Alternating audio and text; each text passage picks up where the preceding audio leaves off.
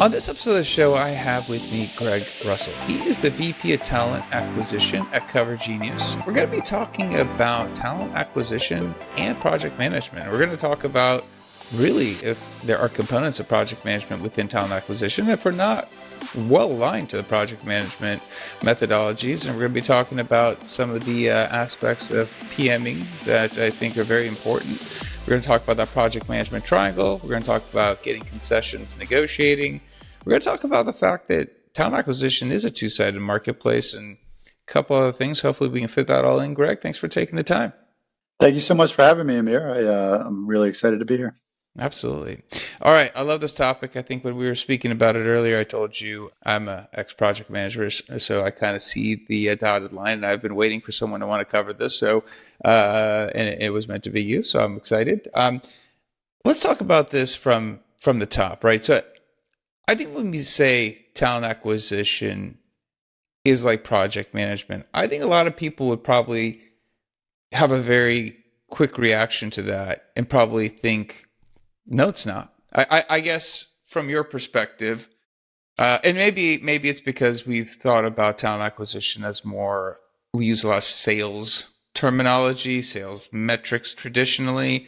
Obviously, people are wanting to change that. But when we talk about talent acquisition might be project management, why do you think that might be the case?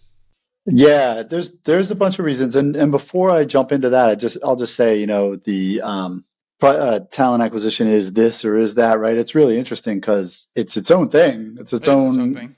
kind of art, but we always want to kind of say, oh, it's sales, right? That's what you hear most commonly, right? Like TA is sales and recruiters are salespeople. And I certainly think that's true. There's an element to that, and I think we're going to talk about that, right? But more and more over the last few years, when I'm talking internally, to hiring teams, to my own recruiters, to the executive team, et cetera. I've been really talking about and thinking about TA as project management. So internally, when you're in the company and you're hiring, it's just a great way to think about that hire. If you're hiring a software engineer, let's say you're hiring a kind of a mid-level, junior to mid-level software engineer, 150K in the Bay Area, let's say. You're going to be adding 180K in annual OpEx to the company, right? And hopefully this person will be around. You make a good hire, they like you, you like them, they thrive. Hopefully they're around 3 to 5 years, right? At least in my world in Silicon Valley. And so 3 to 5 years, 3 to 5x that 180K investment, right? So it's a pretty decent project, right? Any other project around the company where you'd be adding that kind of OpEx on an annual basis, you'd have a really rigorous, kind of way of thinking about it, way of getting to completion, right? Like a rigorous process, and TA should be no different, right? So yeah. Let's I just one step back, and I actually want to touch on something you mentioned before we continue down the path. You mentioned that talent has had a propensity to say it's like this or like that. Obviously, Mm. a lot of times it's related to sales. There's certain views of it that were sales ish, I guess. Now we're talking about project management. We're talking about being very process oriented. I mean, we have a lot of labels. I guess maybe you could dive in and kind of, I guess, a little bit of a slight deviation from the topic, but I'd love to know what your thoughts are. Why can't it just be that we do talent acquisition work? Look, I think the reality is that TA is just always, as much as you get leaders, founders, execs, talking about how important hiring is. TA often is kind of the forgotten child a little bit. You know what I mean? It's like we are taken for granted to some extent. I think folks in the business, kind of look at TA and think, well, that's easy. Anybody can do that. And so I think that's part of the dynamic where it's just like, oh, okay, not really understanding everything that's inside of TA, right? And just looking for easy analogies like, oh, you guys close candidates? Oh, you're closers. Oh, salespeople, right? And like we're about to talk about how we're a lot like project managers, and we are. I think the distinction maybe is to think about, okay, what are some of the skills that we have to have in TA, right? Rather than just trying to just make a straight analogy like, oh, you're a salesperson. Yeah, we need to have sales skills. You need to have relationship building skills. I absolutely believe, and we're obviously going to talk a lot about it, that you need to have really strong project management skills. You need to have all kinds of stuff, right? You need to have empathy. It's a really, I mean, I think it's a super interesting job, right? I've had a ball in 25 years doing this work, but I've come to realize like it's not, you know, even though most of us just kind of fall into it, it's its own thing. It's its own discipline, and it's, to be really good at it, you've got to have all these things in your arsenal, And I think, yeah, it would be nice to get people thinking more about like, hey, that's TA, right? Like, oh, that's a really complex kind of, multi-sided sale. You're working there, and you got a project management. Oh, you sound like a TA person, right? Like it'd be nice to be on the other end of the comparison sometimes. Yeah, I agree with you. And it's funny as you mentioned, as we talk about project managers, we can actually start maybe outlining what are those skills that project managers or project management brings to the table. I do think there's something interesting when we say there's a little bit of this and a little bit of that, all those attributes. I go just a software engineer. If you took one, a good software engineer, you took one, plucked it from any startup, they would say they're negotiating, they're pushing back, they are using logic, reasoning, they're adding business value.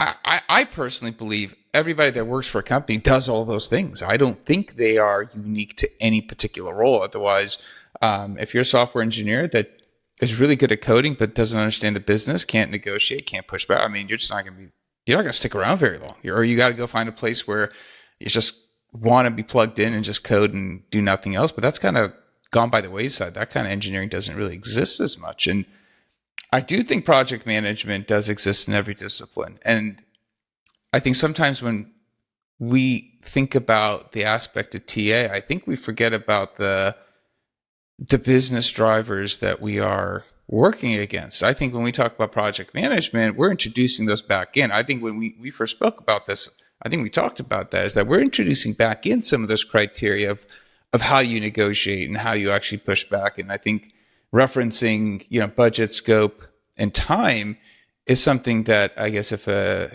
anybody in any discipline, marketing, engineering, product, they're all going to agree those three components of a project management triangle exists.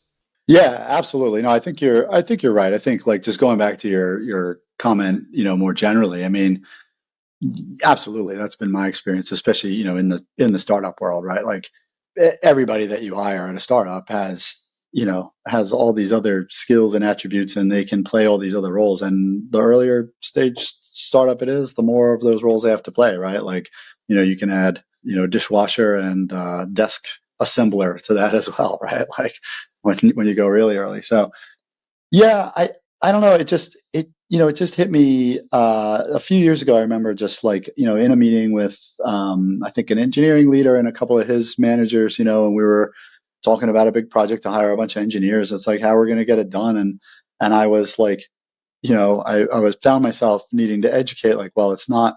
We can't just simply go faster with the same team and at the same cost, right? Like these things have to give. And I found myself like, it's like a push pull. And then I found myself like drawing a triangle, and I was like, wait a minute, this, I didn't know a ton about project management, but I was like, wait a minute, this seems awfully familiar, right? And so like I realized, well, aha, of course, it's a project management triangle, and and there's trade-offs.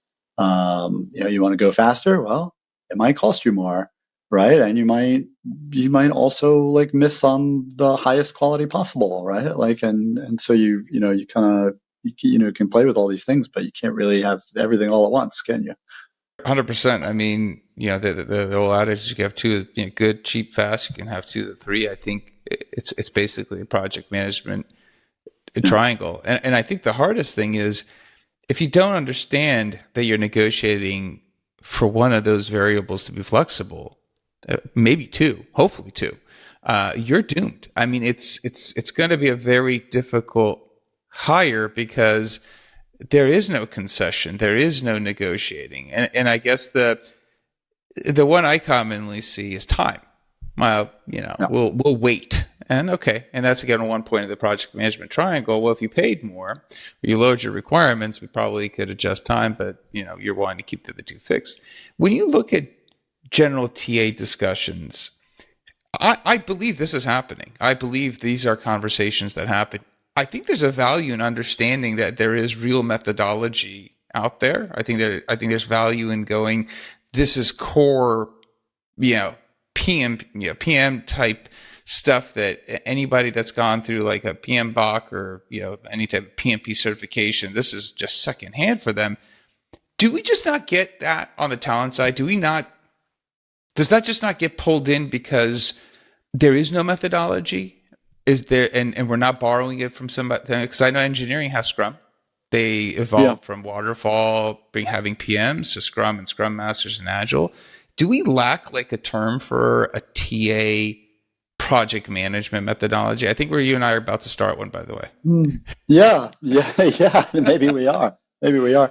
Yeah. I mean, I think we do. And I'm not sure. Yeah, I'm not sure if there's certainly not kind of one agreed upon methodology, right, out there.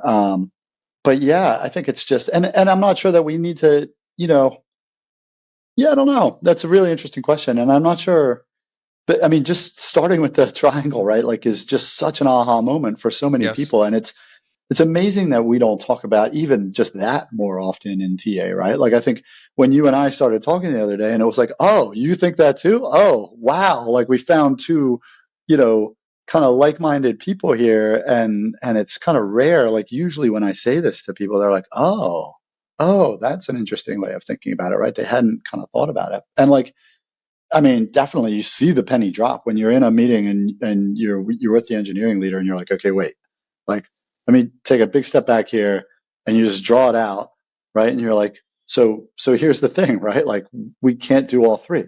Like I know that you've had PMs come to you and tell you this about the website project or the this project or the that project, right? Same thing. It's a project, right? And it's like, oh, yeah, of course it is, right? Okay, I get it.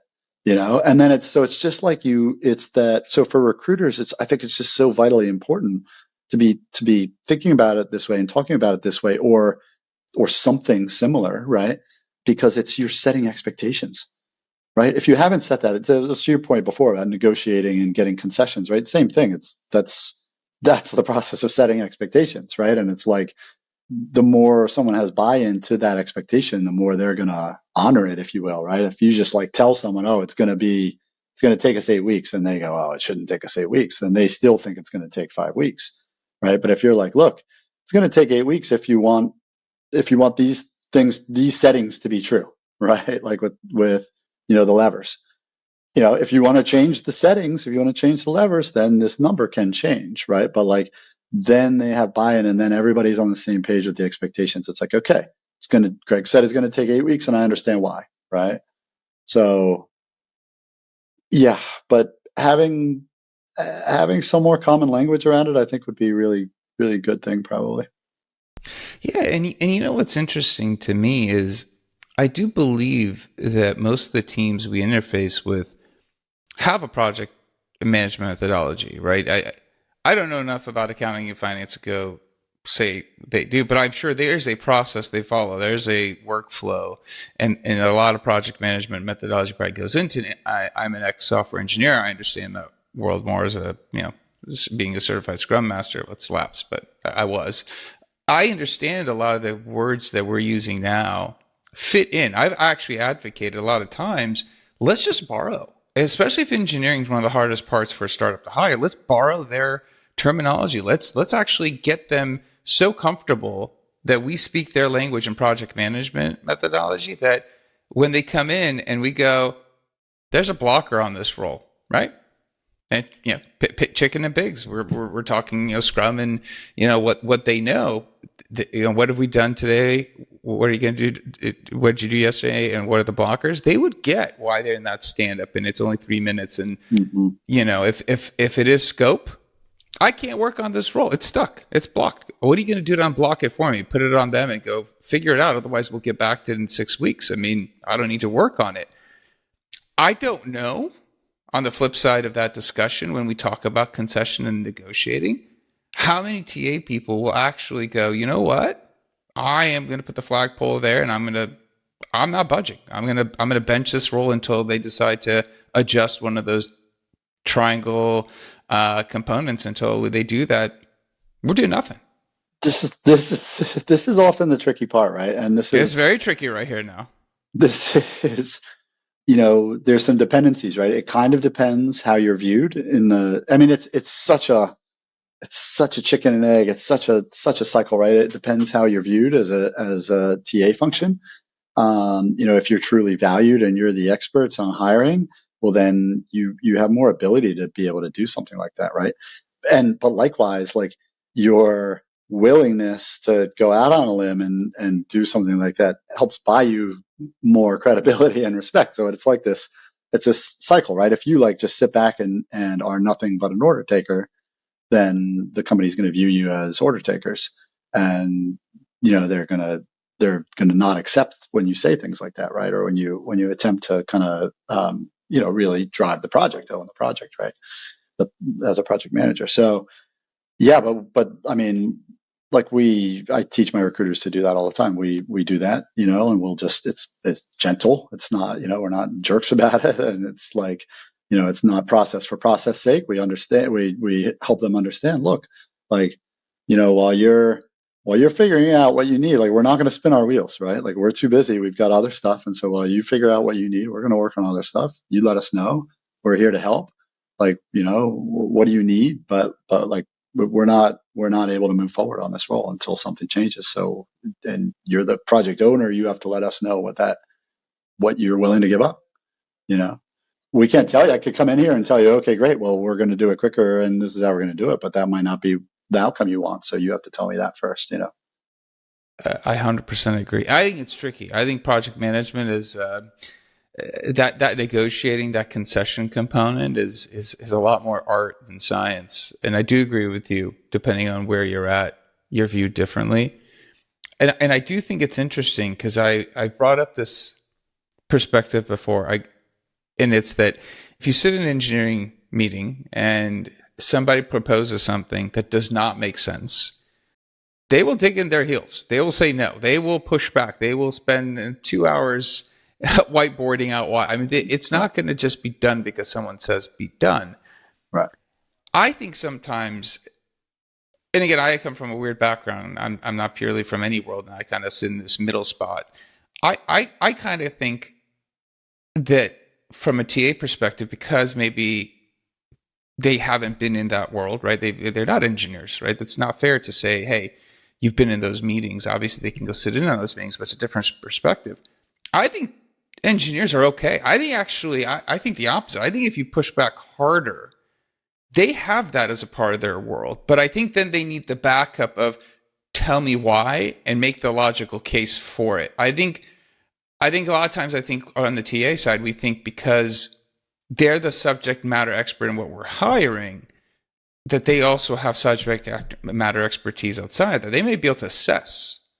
But I do believe we know the market probably better. And I think that's the tricky part. Yeah. We know the market, and we know how to, what I always say to my recruiters is, remember, when you go into those meetings, I don't care if you're in there with the CTO, VPs, whatever, remember that you are the expert in that room when it comes to hiring. You have hired a lot more people. I mean, it depends, right? Like if this is a junior recruiter starting out, it's a different talk track, obviously, but like my experienced recruiters, remember that you are the expert, right? This is what you do. You understand how to do this. Yes, they're like, but let's draw the line, right? They're the project owner because they are the expert in what is this person going to do for me when I hire them, right? And so therefore, evaluating that candidate, they're the expert in that, of course, right? We're the expert in everything else around hiring. Like we're moving everything forward, and we know how to do that. Yeah, I think a few things happen, right? I think people tend to kind of fall into recruiting, and so it's like that's the thing that you've done. You haven't, like, you're a little bit rare, right? Like people don't typically go and become an engineer or a product person or a marketing person and then become a recruiter. It's more like, yeah, I was bartending and somebody told me I'd be a good recruiter, which was my story, right? And so So then you kind of don't have like this, your experiences, you get amazing experience because you get glimpses of every role in the company, and you get to understand every role in the company at some level, right? But you've never done all those other roles. And so then you look at the engineers and you go, oh, they're the expert, right? I'll kind of like follow what they say. And then the other thing is other groups tend to think they know about our world more than they do because it's people, right? And well, I'm a person. Even though I'm an engineer, I know people. I know I've hired people before. Like it's just hire. It's just getting, it's just finding the right person and agreeing, right? Like it's not rocket science, right? And so everybody tends to have an opinion, right? And because they don't see TA as like this going back to what we were talking about before, as this its own kind of discipline, it's easy for them just to go, oh well, it's people, so I have an opinion. And it's funny because you say you came from a different background as I did, and you don't have the luxury of having worked in an engineering capacity, which I think is okay. Yet we ended up with the same viewpoints, right? I Yeah, agree with you. Everything you said, and I think we're absolutely. I actually am still confused, and I think you're helping clarify for me as to the component of how do you help people get, and you're actually actively promoting it with your team, which I applaud you because I think that's really key. And I do think sometimes it is hard to push back on the engineering team because they are very strong with their persuasive, point of why, as to why they need something, and I think it's hard. And I think a lot of times it's people in talent go, well, I'm going to go do what they asked, let it fail, and then come back and right. present information as to why. I don't think in project management, if it's for building a bridge, Right. remodeling a house, the guy's not, if you want to remodel your bathroom and you tell him, I want you to put the toilet seat upside down on the ceiling, he's not going to do it because you told him. He knows it's not going to work. And I think it's, obviously that's a very crude example, obviously. But to that point, I hear that a lot. And I'm always curious if what you're saying and what we're talking about kind of fits in, is there's a bit of a negotiating skill of that pushback. People don't There always have is. the luxury of learning. No, I mean there is. You have to. Absolutely. There's the negotiating skill. There's the, trying to kind of bring them along. But then at the end of the day, right? Like if that doesn't work or that doesn't stick, you gotta kind of draw a line in the sand and say, hey, this is my area, and this is why you need a strong TA leader, right? Like this is one reason I always, I tell founders, like don't bury TA, right? Like at some point, yeah, sure, it makes sense. Like your TA leader is probably going to report into a chief people officer or whatever, right? Sure, that makes sense. But like early on when hiring is truly, truly like, like the most important thing, like you've just got your series A or your seed round or whatever. And oh my gosh, now I need a bunch of key hires and I'm going to hire someone to do it. Right. Like that person, even if they're not like a VP level person who would eventually, kind of be just one down from the CEO or something, like have that person report into the CEO early on. Right. Or like some key member of the exec team, right? That person you need to build a function that has credibility and that has, weight, right? Like when they say, no, this is how we are doing this aspect of hiring, then everybody else has to go, yeah, okay, great. Just like, when the head of engineering says, this is how we're doing Scrum or whatever, right? Like everybody goes, yeah, okay. The marketing person doesn't go, no, I don't think so. I've got a different opinion, right? So it should be the same with talent, right?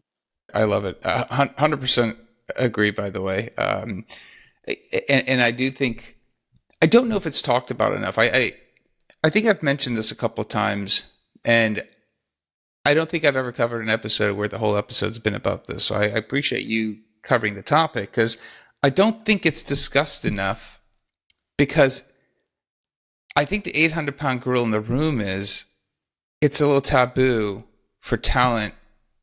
I'm sure people are going to send me messages to push back on the engineering specific or a product person who is expert in what they are going to manage. It's we're supposed to acquiesce a bit, to what somebody wants, as though it's a restaurant, as though there's an order. Like I'm looking for this recipe of a person. This is the profile I want, and we can go actually take the ingredients and cook it us close to perfection. Whereas it's never that clean. It's jagged. There's lots of trade offs, and there's a component to that where I think the more it's talked about, and I don't think engineering and product, I don't think they actually understand that we can't go build the recipe the way they envision it anyways, more than likely. Yeah, it's that imperfect, it's you're dealing with people, right? Like the on this, I've said this to you before, on the sales aspect, right? We're selling people to people, Yep. so it's just like like you were calling it a two-sided marketplace, right? And it's like, I used to use the restaurant analogy sometimes, right? Like just in helping hiring managers understand, like, hey, you wouldn't go to a restaurant and say just, oh yeah, give me some dinner. Well, what kind of dinner, sir? Beef. Okay, right? Like, because sometimes hiring managers will go, oh yeah, I need an engineer. What kind of engineer?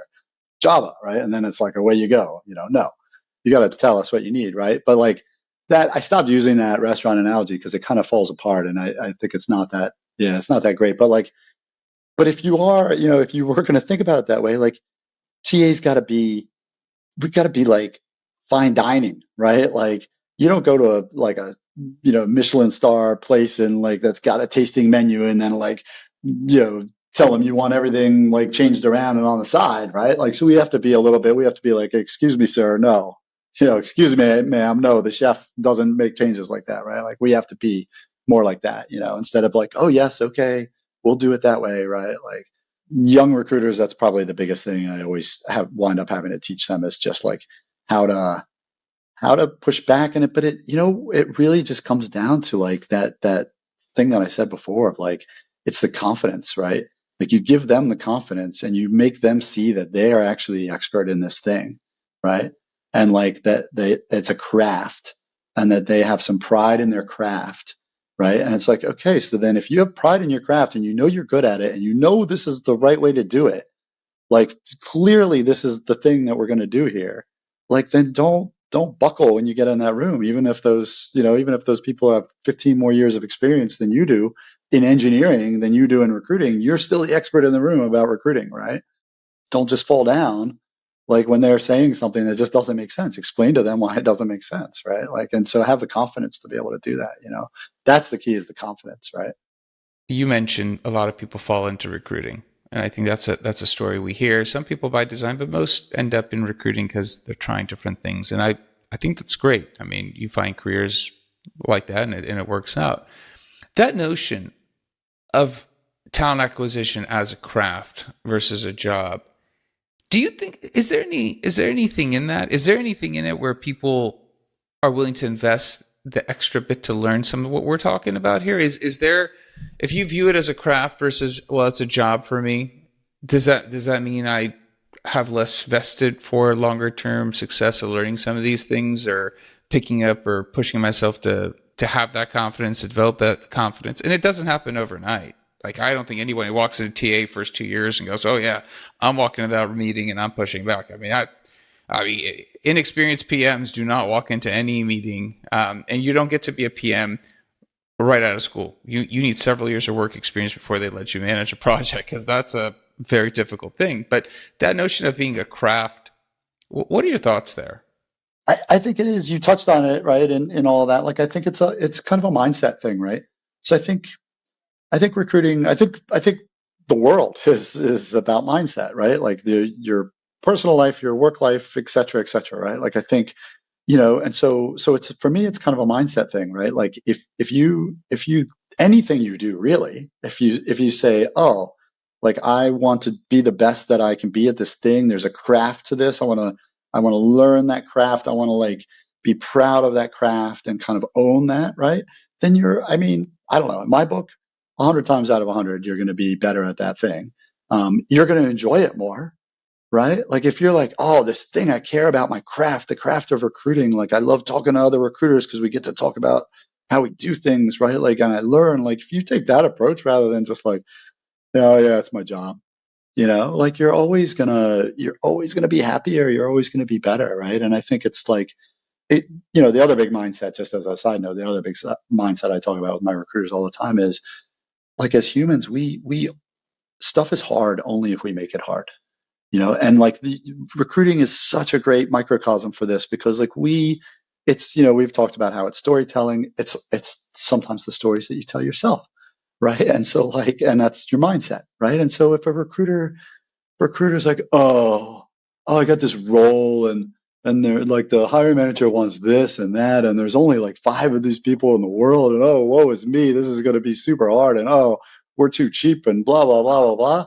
Guess what? It's going to be hard. It's going to suck, right? Like, but if you're like, oh, sweet, I got this like thing I never heard of before. I think maybe there's only 5 of them in the world. Oh man, this is going to be fun to try and go get one of those people. Then it's going to be fun, right? Like, I guarantee you, it'll just be different and a better outcome. And so I think that's where like I'm coming from with the craft thing. I think it's a mindset. I think, yeah, there are some great people doing some great education, around kind of TA and recruiting, like Adam and the gang at Growth by Design, for instance. Like there's these great courses that you can do, and I think that is really, treating it like a craft. And I'd love to see more of that. Yeah, for sure. Yeah. For sure. Sorry, that was a long ramble to your long rambling question. So No. It's you were spot on, and honestly, there are some a lot of good things being done. You could see the shift. You could see there's a lot of different energy in bringing more to the craft. I actually like the way you phrased that about the craft component, because I think a lot of people might not necessarily see the trees of the forest when they fall into the job and recognize you can have a 20 some year career and work for amazing companies and bring a lot of value. So I think your views are fantastic, and I really am glad we had a chance to chat. If somebody does want to pick your brain, obviously we try to cover a lot in this episode. I don't know if we're not going to have exhausted it, but we covered a lot of ground. Is there a good way of touching base with you and asking you a follow up if somebody does have something to ask you? Yeah, LinkedIn is probably the best way to get me. I'm pretty active on LinkedIn. I've got to say, it's like the only social media I'm on these days. So I like spend quite a bit of time on there. And obviously, just keeping up with folks is one thing. So find me on LinkedIn, and I'm happy to connect. I connect with pretty much everybody, and happy to start a conversation there for sure. Well, we'll certainly add that to the show notes. Again, thanks for being on the show. I really do appreciate your time. All right. Thanks a lot, Amir. Thanks for having me. Absolutely. That's it for the episode. Be back again. Different guest, different topic. Until then, 2 things. One, when Greg and I first talked about this subject of TA as project management, we kind of actually had a separate discussion, and we kind of went through it, and we realized, wow, there's a lot of value. And I think Greg did a great job of outlining how he helps his team actually develop that confidence, works with them to understand that there is a project management triangle, because not everyone has seen that. I think we haven't talked about it enough. So I think having more of those conversations internally, I think that's going to help everybody become better at the job, better at the craft that Greg referred to. And I think it's something that is fantastic. And please share this with somebody else who might benefit from it. I think it has a lot of value in this episode. Also, like, subscribe, comment, let me know how the show is going for you. Until next time, thank you and goodbye.